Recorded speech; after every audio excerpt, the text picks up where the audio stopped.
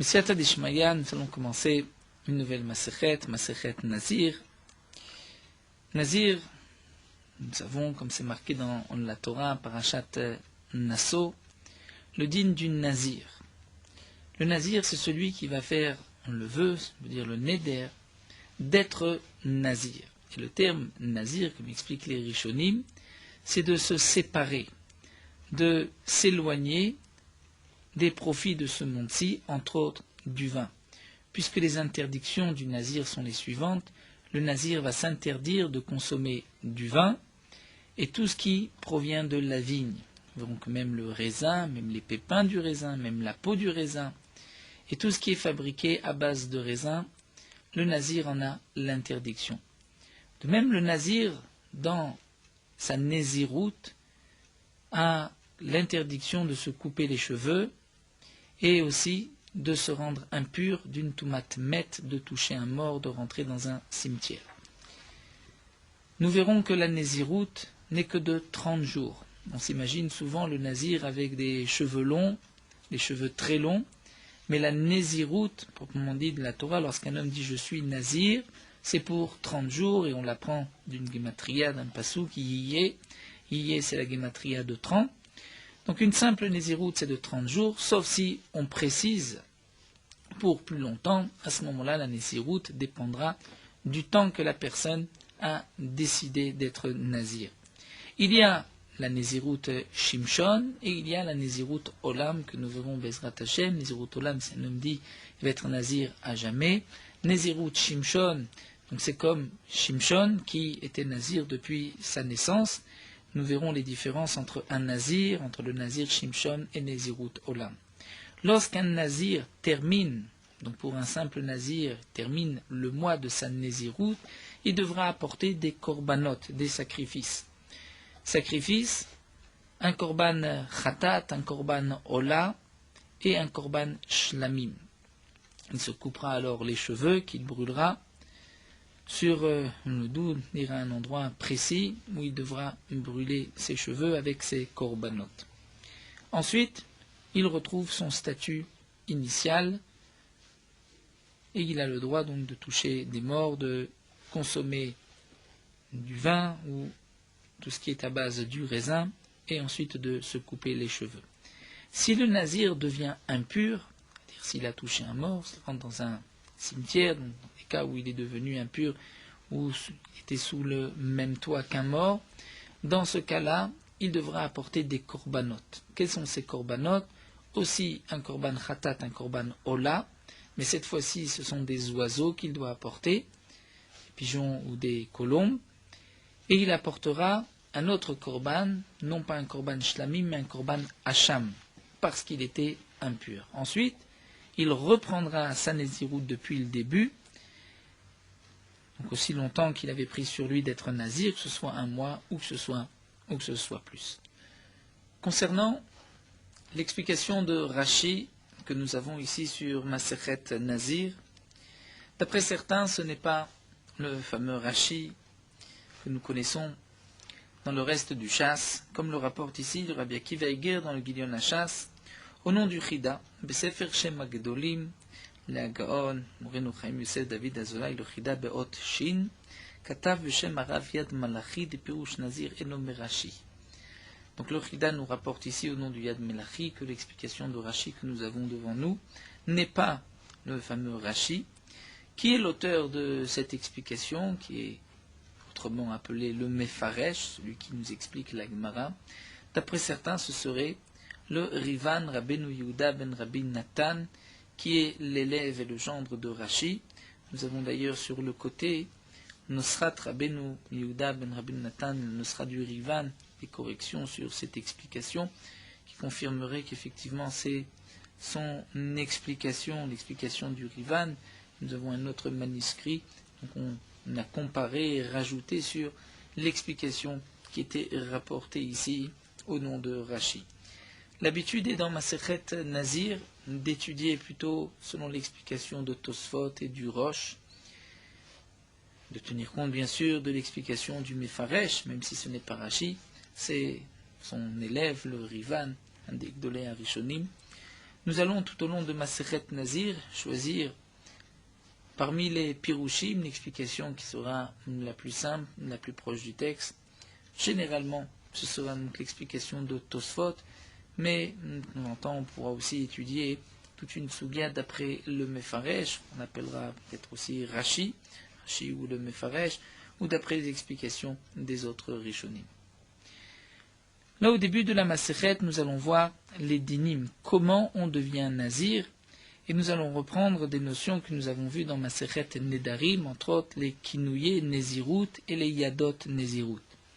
Il est évident que lorsqu'un homme dit « je suis nazir, je serai nazir », il devient donc nazir, dès aujourd'hui, il devient nazir.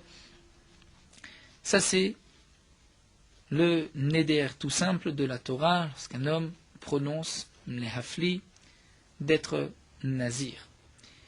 Il y a les kinouye nezirut, c'est-à-dire qu'il y a des termes qui ressemblent au mot de nazir, comme nous le verrons dans la Mishnah nazik, naziar, paziar, où il y a juste une petite différence d'une lettre entre nazik et naziar, c'est-à-dire le resh s'est allongé et est devenu un kouf, ou naziar, il y a une barre en plus qui forme un chet au lieu d'un resh, ou paziar, où là en plus du chet qui était donc à l'initiale un resh, mais le p qui était un nun a été rallongé par la tête du p.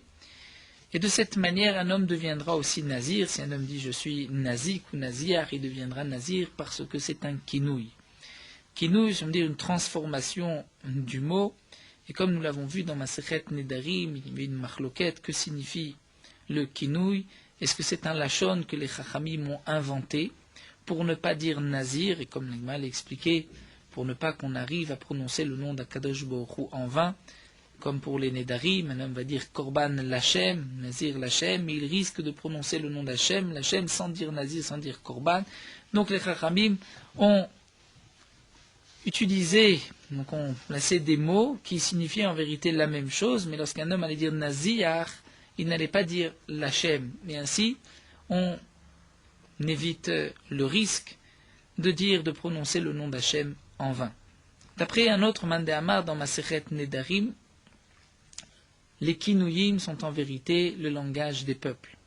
Le langage des peuples qui, dans une autre langue, appelait le nazir ainsi. Nazir, nazik, naziyar, paziyar. Alors c'est vrai que, pourquoi juste ces trois léchonotes, nazik, naziyar, paziyar?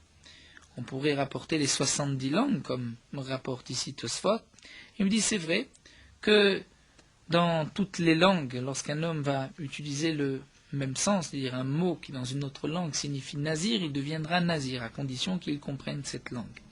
Dans ces trois langues, trois termes, nazik, nazir, pazir, nous dit Tosfot, même s'il ne comprend pas vraiment, étant donné que ces mots ressemblent au lachon de la Torah, donc il deviendra nazir.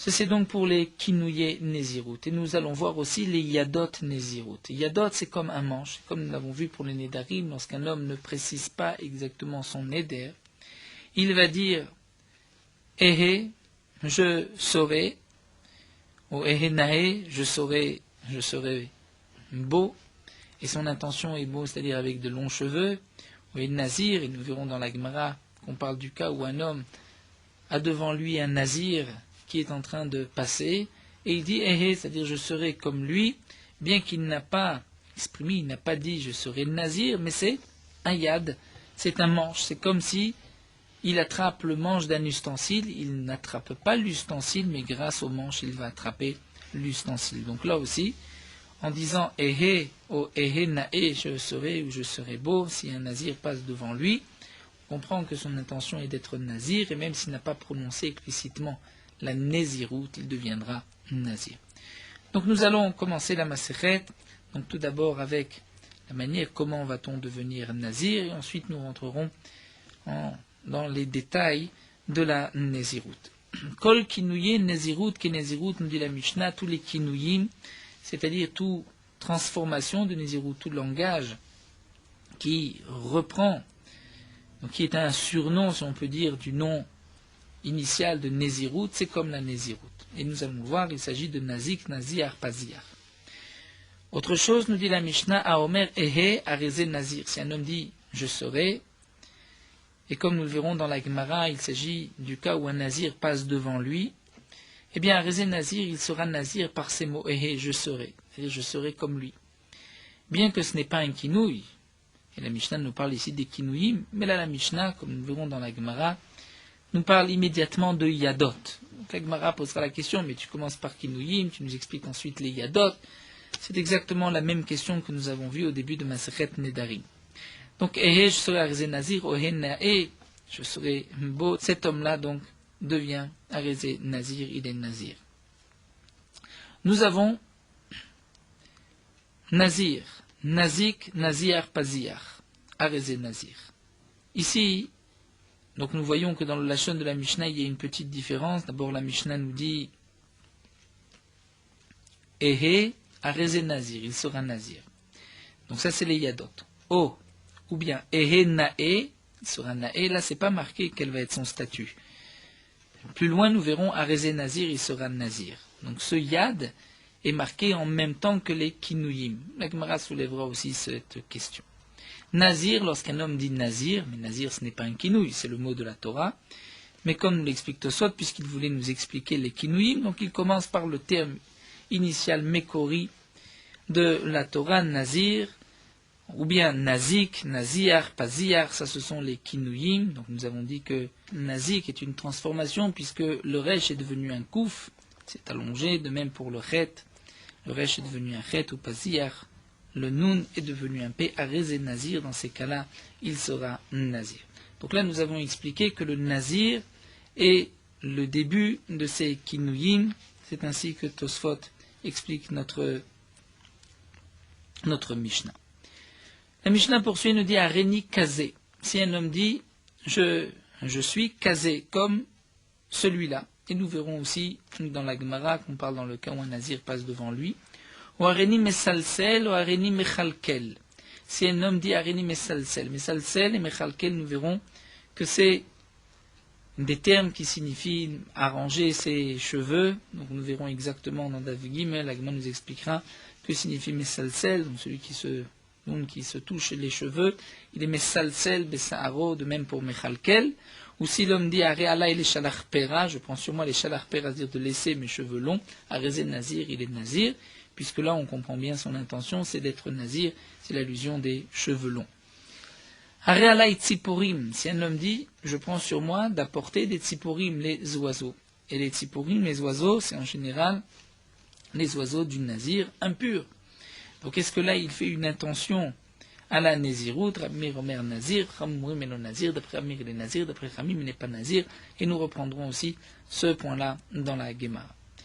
Donc tout d'abord la Gemara s'étonne. Pourquoi nous parlons de Masechet Nazir, du Nazir, dans le Seder de Nashim, l'ordre des femmes, qui nous parle de Ktubot, et de Gitin, de Kiddushin, encore de la Sota, mais pourquoi Nazir? Nazir, puisque essentiellement le dîme Nazir c'est par rapport à ses korbanot, cette Masechet devrait être placée dans le Seder de Kodashim des korbanot et non pas dans Seder Nashim. C'est la question de l'Agma, Mirde Tana Seder Nashim, puisque le Tana se trouve dans l'ordre des femmes, Nashim, Maïtama Tan Nazir, pourquoi il enseigne Nazir? Alors l'Agma répond, Tana Akra Kae, en vérité le Tana se rapporte sur le Pasuk. À propos du divorce, la Torah nous dit, Vayim Notim Tsachen Be'enav, si la femme ne trouve pas grâce aux yeux de son mari, Kimatsaba Ervad Davar, parce qu'il a trouvé Ervad Davar, c'est-à-dire une interdiction, sa femme avait transgressé quoi que ce soit, ou bien adultère, Vachika Amar.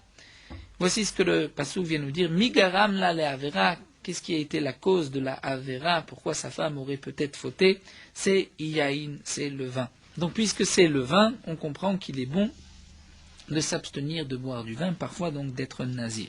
Veka Amar, et aussi, on a enseigné que le roi sota bekil kula yaziratzmomina yain, tout celui qui voit une sota, voit le céder de la sota dans sa honte, eh bien yaziratzmomina yain, il doit s'abstenir du vin. C'est pour cela que dans la Torah, la paracha de sota est placée juste avant la paracha du nazir. Juste après sota, nous avons nazir, c'est le remède, celui qui voit une sota doit s'abstenir du vin. Donc nous verrons que ce n'est pas dans tous les cas qu'un homme doit devenir nazir. Au contraire, le nazir est appelé choté. Il faute, comme nous l'avons vu dans Masechet Nedarim, puisqu'il se prive de ce monde-ci. Mais parfois, la néziroute, c'est au contraire une élévation Par exemple, dans le cas d'un homme qui veut s'éloigner de la Avera de Sota. Il est à noter, ne pas oublier que de nos jours, puisque nous n'avons pas de korbanot, si un homme fait le neder d'être nazir, il n'a pas d'issue au bout d'1 mois, il devra rester nazir jusqu'à la venue du Mashiach de sa vie, puisqu'il n'y a pas de korbanot pour terminer la nazirut. Donc de nos jours, nous n'avons pas l'habitude d'être nazir, de prendre sur soi la nazirut. Nous ne voyons d'ailleurs pas de nazirim autour de nous. Donc puisque, à propos du guet, du divorce, de la sota, nous voyons l'importance de parfois s'abstenir du vin, c'est pour cela que le Tana a placé le nazir donc dans Seder Nashim.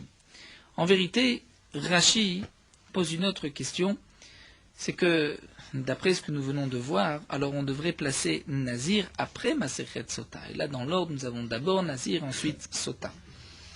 Alors Rashi répond qu'étant donné que dans Masechet Ktubot, qui est l'essentiel de Seder Nashim, d'ordre des femmes, nous avons rapporté le din de Perek Hamadir de la femme qui fait le Neder, qui s'interdire à son mari, ou d'autres Nedarim, la femme qui se rebelle.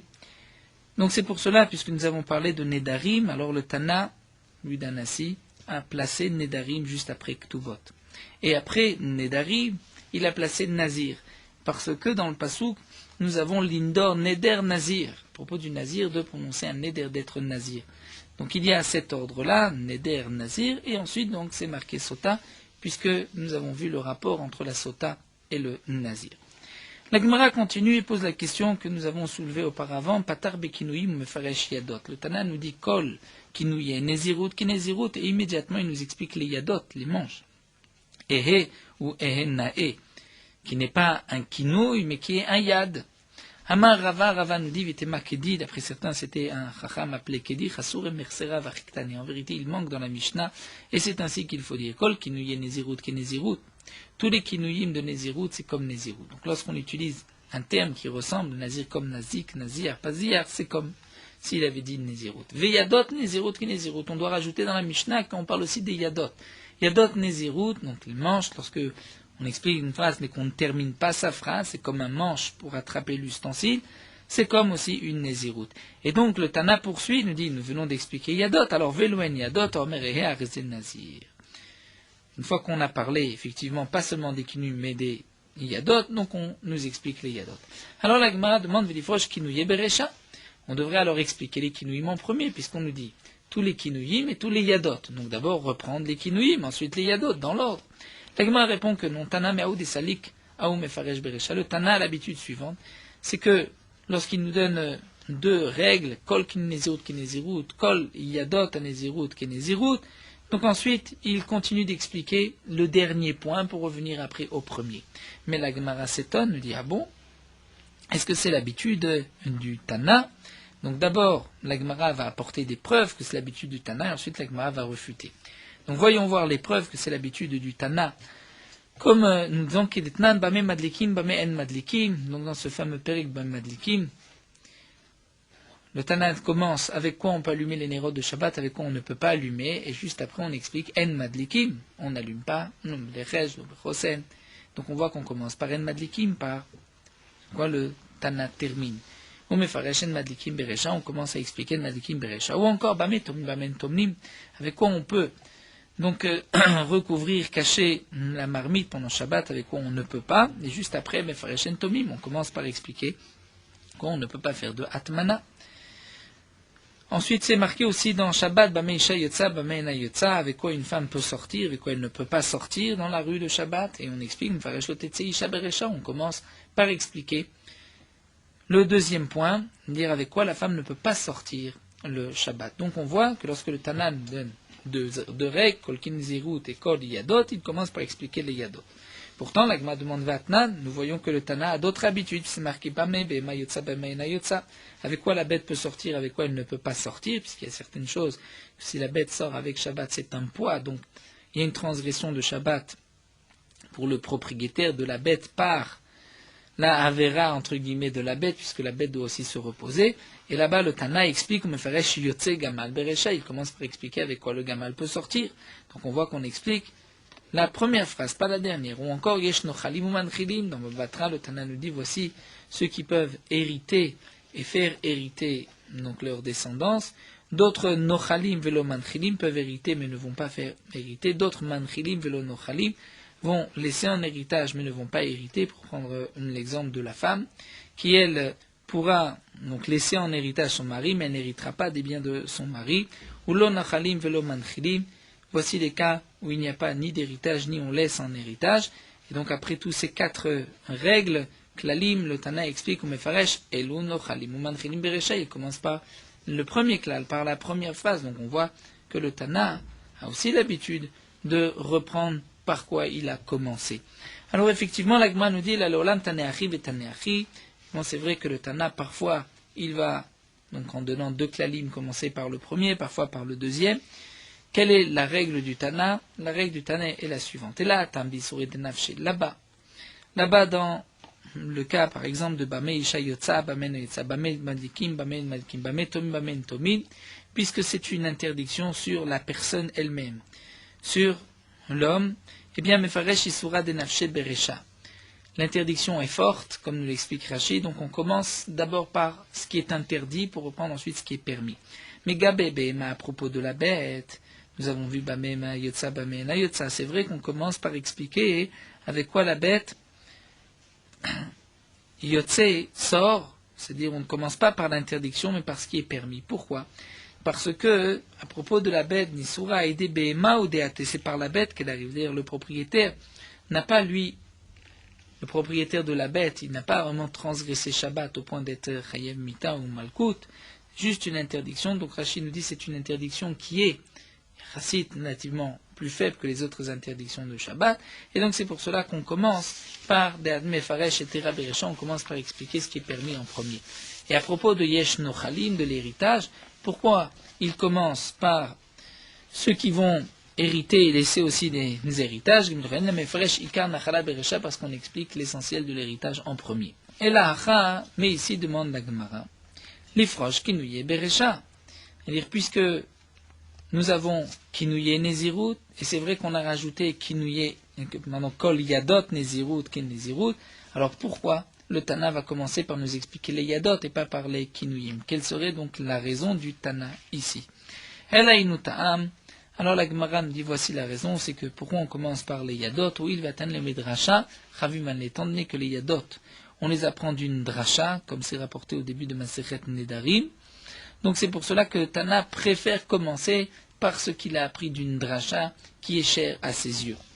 Alors demande la Gemara, Veliftor Baen Beresha, si c'est ainsi, c'est vrai qu'on a rajouté, on a dit, que le Tana a commencé Kol Kin Nezirut, et on rajoute Kol Yadot Nezirut, bien que ce n'est pas marqué Yadot. Ensuite, le Tana va expliquer Yadot en premier. Donc on pose la question, pourquoi il explique Yadot en premier? On dit parce que c'est une dracha, donc il chérit la dracha, il veut commencer par la dracha par les choses qui ne sont pas évidentes, par les choses qu'on a appris d'une dracha. Mais alors, demande la Gemara, il fallait aussi commencer par, non pas Kol Kinui Nezirut, mais Kol Yadot Nezirut. Alors la Gemara répond, Tana qui matrid beikar korban. Le Tana a voulu commencer par l'essentiel du korban, c'est-à-dire par l'essentiel de la Nézirut, c'est lorsqu'un homme va dire Nazir. Et Nazik, Nazir, Pazir, qui sont les Kinuyim, ressemblent énormément à la Nézirut, à l'essentiel de la Nézirut. Et donc c'est pour cela qu'on commence par ce qui est essentiel dans la Nézirut, les termes essentiels, et ensuite, lorsqu'on vient expliquer, il vient de Piroucher, mais Farash Yadot Beresha, parce qu'il préfère les Yadot, puisque ça vient d'une dracha. Le Rashi ici nous rapporte la suite, en vérité, qui n'est pas la suite de cette Gemara qui se trouve dans Masechet Nedarim, mais qui n'est pas rapportée ici. C'est que la Gemara posera la question là-bas, que tout ceci est valable, d'après celui qui pense que les Kinuyim, c'est le langage des peuples. Donc si c'est le langage des peuples, on peut dire que comme dans une autre langue, la Nézirut est appelée Nazik, pas Ziyar ou Naziyar, donc c'est pour cela que le Tana va reprendre les Kinuyim qui sont l'essentiel de la Nézirut. Mais d'après le Mandama, que Nazik, Naziyar, Paziyar, c'est un langage que les Chachamim ont inventé, donc là on ne pourra pas dire qu'on reprend l'essentiel, ce n'est pas l'essentiel puisque c'est une invention des Chachamim, des termes qui en vérité n'existent pas. Eh bien la Gemara va répondre dans Masechet Nedarim que d'après ce Mandama, eh bien on va changer dans la Mishnah. De la même manière qu'on a pu rajouter une ligne en disant Kol Kin Nezirut et Kol Yadot Nezirut, eh bien cette ligne, au lieu de la rajouter après Kol Kinu, on va la rajouter avant. Et on va dire Kol Yadot Nezirut Ki Nezirut, Kol Kinu Nezirut Ki Nezirut, et donc le Tana explique la première chose en premier. Donc après les quelques diyukim sur la Mishnah, nous allons poursuivre avec les dinim, les halachot de cette Mishnah. Aomer ehe arezel nazir. Lorsqu'un homme dit ehe, je serai, il est donc nazir, c'est ce qu'on appelle les yadot, dire bien qu'il n'a pas exprimé explicitement sa nézirut, mais c'est comme s'il avait dit je suis nazir, c'est le fameux yad, le manche. Mais demande la Gemara d'Ilma ehe beta'anit ka'amar. Peut-être que cet homme-là, lorsqu'il a dit ehe, je serai, c'est-à-dire je vais jeûner, ehe, je serai beta'anit, je resterai sans manger, beta'anit. Donc pourquoi on explique que c'est une nézirut? Amar Shmuel répond kegon shaya nazir over les fanav. Comme nous l'avons dit auparavant au nom de Tosfot, c'est qu'il y a un nazir qui est en train de passer devant lui, et donc lorsqu'il dit ehe, c'est certainement ehe, je serai ben nézirut. Alors nous dit l'agma, lemak savar Shmuel yadaim shenan mochichot lavin yadaim. De la réponse de Shmuel, on pourrait déduire qu'un yad qui n'est pas mochiyar, c'est-à-dire dont l'interprétation n'est pas obligatoire, n'est pas considéré comme un yad. Shmuel a dit à propos d'une autre halacha, dans Masechet Kiddushin, si un homme dit à une femme, Areat Mekudeshet, mais il n'a pas dit Areat Mekudeshet li pour moi, il dit Areat Mekudeshet ou Areat Meoreset, Areat li intu, tu vas être pour moi comme une femme, il n'a pas dit ma femme, Arezo Mekudeshet, c'est marqué qu'elle est Mekudeshet, même s'il n'a pas dit li. Pourquoi?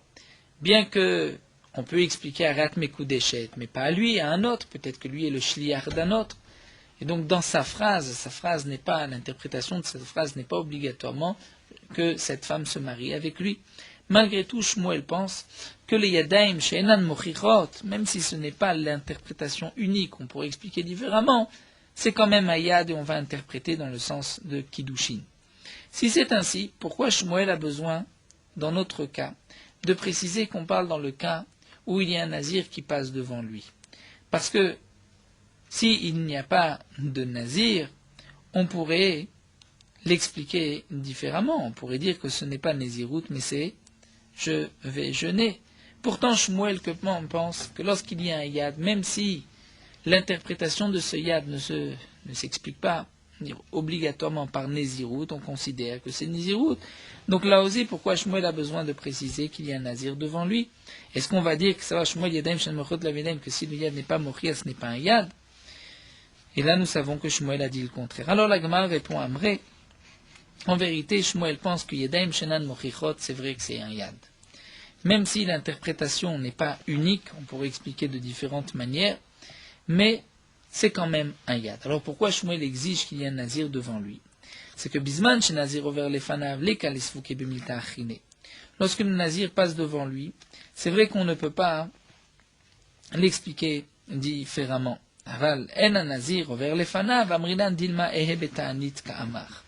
Mais s'il n'y a pas de nazir devant lui, on dira ehe beta'anit, c'est-à-dire peut-être que je vais être beta'anit. Je vais jeûner. Qu'est-ce que l'Agma répond? Rashi nous explique la réponse de l'Agma de cette manière. En vérité, Shmuel pense que Yadaim Shenan Mochichot, c'est vrai que c'est Yadaim, même si l'interprétation n'est pas ni qu'obligatoire. Mais malgré tout, il y a quand même là-bas une petite preuve que cet homme-là voulait se marier avec cette femme, puisqu'il a prononcé le terme de Kiddushin, Areat Mekudeshet. Donc on va dire que certainement il voulait des Kiddushin avec lui. Mais ici, dans notre cas, pourquoi il faut qu'il y ait un nazir qui passe devant lui? Parce que s'il n'y a pas de nazir, on va pouvoir interpréter que son ehe, c'est-à-dire je vais jeûner. Et là, ce n'est pas qu'il y a Yadaim Shenan Mochichot qui ne sont pas l'explication unique. C'est que, Bichlal, rien ne me prête à dire que cet homme-là veut être nazir. Donc, puisque rien ne me prête à dire si c'est Ta'anit ou Nézirut, c'est sûr qu'il n'est pas Nézir. Pourquoi? Parce que Rashi nous rappelle que dans la Nézirut, nous avons une halakha, il faut les hafli. C'est-à-dire qu'il hafli l'indor, que ce soit clair. Un homme qui va dire Ehe, et que vraiment on a deux possibilités d'expliquer Ehe Benezirut ou Ehe Beta'anit, eh bien là ce n'est même pas un Yad Shenan Mochiach, c'est moins que cela, et ce n'est pas bon, et on ne dira pas qu'il est nazir. Mais lorsque la personne a devant lui un nazir et qu'il va dire « eh », là, effectivement, on expliquera que sa kavana était d'être nazir. Donc on maintient que d'après Shmuel, lorsqu'un homme va dire « eh » et qu'il n'y a pas de nazir, il n'est pas nazir. Pourquoi? Parce que ce n'est même pas un yad she'eino mochiach. Alors que dans Kiddushin, puisqu'il a utilisé le terme de mekudeshet, meureset, donc là on voit qu'il parle de Kiddushin, on va dire que c'est yad she'enan mochichot, et donc c'est un degré en plus. Dans le cas où ce n'est même pas une ochacha, ce n'est même pas idem she'enan mochichot, ce n'est pas bon. Un yad she'eino mochiach, d'après Shmuel, c'est comme un yad. Et lorsqu'il a dit explicitement, donc c'est sûr que c'est un yad. La Gemara poursuit, demande que malgré tout, même si cet homme-là a devant lui un nazir qui est en train de passer, lorsqu'il va dire « eh », peut-être que son intention est de dire « vedilma les potro min korbenotav kama ». Et son intention était peut-être « eh », c'est-à-dire moi, je vais apporter, je serai à sa place pour apporter ce korbanot. C'est-à-dire cet homme-là veut faire le don d'apporter les korbanot du nazir. La Gemara dit, ici on parle dans le cas des Kamar Belibo. C'est-à-dire il a pensé dans son cœur qu'en vérité il voulait être nazir. Il a pensé dans son cœur. C'est-à-dire s'il y a un nazir qui est devant lui et que lui pense je vais être nazir comme cet homme-là, c'est sûr que lorsqu'il a dit eh, on ne va pas expliquer eh betanit, on ne va pas expliquer eh d'apporter ses korbanot. Pourquoi? Parce qu'il a pensé ainsi dans son cœur. Donc, quel le chidouche? Achima, il est même. Eh bien, la Gemara nous dit, Maod et tema bainan pi velibo shavin kamashman. J'aurais pu croire qu'il faut que ce qui sorte de sa bouche corresponde à ce qu'il pense. Donc, puisque cet homme pense Nézirut, il aurait dû dire Nézirut. Puisqu'il a dit Ehe, alors qu'il pense à une Nézirut, peut-être que ce n'est pas valable, kamashmanan, que dans ce cas-là, c'est valable, étant donné qu'il a un nazir qui passe devant lui. Donc, nous avons expliqué en quoi Ehe est considéré comme un yad. La Gemara continue, Ehenae. Nous avons vu que si un homme dit je vais être beau, et beau on traduit beau par des cheveux, des longs cheveux, donc il va être nazir. Pourtant, demande la Gemara avait dit peut-être que je vais être beau devant un Kadosh Baruch Hu par les mitzvot, qui est Tania comme nous l'avons vu dans une braïta. À propos du pasuk dans la Shira Ze'eli ve'anveu, on va expliquer Ze'eli, c'est mon Dieu ve'anveu, c'est quoi ve'anveu? C'est-à-dire je vais m'embellir devant lui par les mitzvot. C'est-à-dire, je vais faire de belles mitzvot pour Hachem. Et c'est les fanav, je vais faire souka na'a. Une belle souka. Une belle souka, ça rentre dans le zekeli vanvu. Lulav na'i, un beau lulav tzitzit na'i, un beau tzitzit. Echtov les fanav sefer Torah na'i, je vais écrire un beau sefer Torah, vakrechen veshirem na'i, mais je vais l'attacher avec de beaux morceaux de tissu. Donc peut-être que lorsqu'un homme dit Ehe Na'e, il ne pense pas à la Nézirut, il pense à Ehe Na'e, c'est-à-dire je vais faire de belles mitzvot, je vais être beau dans les mitzvot devant Akadosh Baruch Hu. Amar Shmuel répond, chez Tafuz Vese'ar, on parle dans le cas où cet homme-là tient ses cheveux, Ve'amar, il dit Ehe Na'e, je vais être beau, et donc là on comprend que son intention est d'être nazir. Alors la Gemara termine sur une petite question, il demande, mais comment on peut dire qu'un homme qui dit Ehe Na'e, je vais être beau en touchant ses cheveux, il s'agit d'être nazir par là, donc la beauté de quoi? D'avoir des cheveux longs, ainsi accomplir la mitzvah de Nézirut. Mais la Nézirut, milta de Avera, c'est en vérité une Avera, puisqu'il se prive de ce monde. C'est bien pour cela, comme nous verrons, qu'il apportera un korban khatat. V'amrinan le Na'e, on va dire que cet homme-là, d'être nazir, c'est être beau. L'Agma répond Inouï. D'afilul Rab Lazar Akapar. Même d'après Rab Lazar Akapar, des Amar qui a dit que le nazir choté, que le nazir, en vérité, faute, parce qu'il se prive de ce monde. Mais ce n'est pas tous les nazirim. Anémile Gabé Nazir Tamé, c'est seulement le nazir qui est tamé. Pourquoi? Le nazir qui est devenu impur, étant donné que d'Aïdé Debaï Mistar, il doit recommencer toute sa naziroute depuis le début. Damar, Manavaïm Marishonim Mipelou Kitmenizro, la Torah dit les premiers jours vont tomber puisque il était donc impur, il est devenu impur, donc il va reprendre sa naziroute depuis le début. Donc puisqu'il reprend sa naziroute depuis le début, Atam ou Dilma Telemeva nazirouté, la naziroute commence à se faire longue, il risque, il a plus de chances de transgresser. Donc là, Rab Lazar Akapar nous dit que ça c'est un homme qui faute, parce que lorsqu'il arrive à ce stade-là, il risque de fauter, de transgresser sa naziroute. Avad Nazir Tao, la frotte Kerebe, mais nous dit la Gemara, Même Rabbi Elazar Akapar est d'accord qu'un nazir qui est pur, qui ne s'est pas rendu impur, n'est pas appelé choté, il ne faute pas, au contraire, il accomplit une mitzvah, si on peut dire, de se priver des surplus de ce monde, et donc lorsqu'il va dire Enae, il ne s'agit pas juste d'un hidur mitzvah ou bien d'autre chose. Bon, on va dire que la nésiroute est effectivement quelque chose de beau, moins de garder ses cheveux, juste parce qu'il va avoir de beaux cheveux, mais la nésiroute, en gardant ses cheveux, est quelque chose de beau. Pourquoi? Parce que ce n'est pas un chet, au contraire, il veut se priver pour Akadosh Baruch Hu, comme nous verrons encore par la suite. Voilà, nous allons nous arrêter là, on reprendra avec la suite de la Mishnah, Réni Kazé et Mesalsel, Mechalkel, Mizrat Hashem, on verra tous ces points-là. Nous poursuivons avec Meorot HaHalacha, Bezrat Hashem pour la Masechet Nazir. Donc nous reprendrons les dinim du Shulchan Aruch, Orach Chaim, en commençant par une manière comment on doit s'habiller, Vishata Begadim. Nous verrons ensuite les dinim des Birkot HaShachar, des Brachot, ainsi que donc toutes les Brachot du matin, Birkat HaTorah, et ainsi nous avancerons dans le Seder de Orach Chaim Aleph. Donc tout d'abord pour Davbet, petite introduction sur l'importance de la tzniut même pour les hommes, puisque nous avons le pasuk Meloch la'aretz kevodo, c'est-à-dire dans toute la terre il y a le kavod, l'honneur, la présence divine. C'est marqué donc dans le Navi V'atne lechet im Elokecha, de se conduire avec Akadosh Baruch Hu betzniut. Dans plusieurs endroits, le pasuk loue l'importance de la tzniut, et les chachamim dit qu'un homme doit faire attention d'être discret dans tous ses chemins, même s'il n'est pas devant les autres, même lorsqu'il se trouve chadre chadarim, une chambre dans une autre. La tzniut, donc la discrétion et la honte, amène l'homme à la soumission devant Akadosh Baruch Hu. Un homme ne doit pas se dire je suis une chambre dans une autre, je suis dans l'obscurité, qui me voit, puisque Akadosh Baruch Hu, Meloch Haaretz Kevodo, se trouve dans toute la terre. Pour lui, l'obscurité, c'est comme la lumière.